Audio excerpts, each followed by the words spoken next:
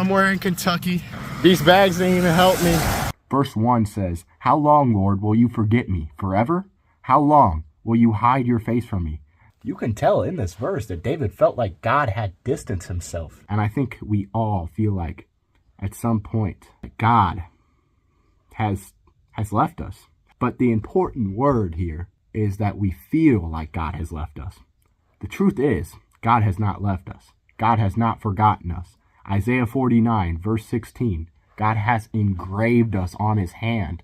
God has not forgotten us. Deuteronomy chapter 31, verse 6, I will never leave nor forsake you. It's important to remember that when we face trials in our life, parts of life, when we feel like I'm not going to make it over this, I'm not going to make it over this, I'm not going to get through this, God has forsaken me.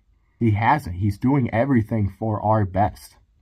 And even when we go through these pains that feel impossible, God is doing it for a reason. Romans chapter 8, verse 28 says, God does everything for our good, for those who dwell in him. God does everything for our good. Don't you think that these trials are for our good too? We may not understand the reason. Good will come out of them. And when I say get something out of it that's for your good, I'm not talking about material things. I'm not talking about the things you think of. I'm talking about getting closer with God.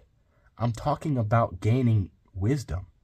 I'm talking about things that matter way more than anything material. Things that matter more than a relationship. Things that matter more than material wealth. Things that matter more than numbers on your Instagram. I will sing the Lord's praise, for he has been good to me.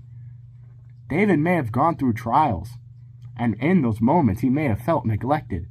But in the end, he was rejoicing because he realized that God was putting him through that for his good.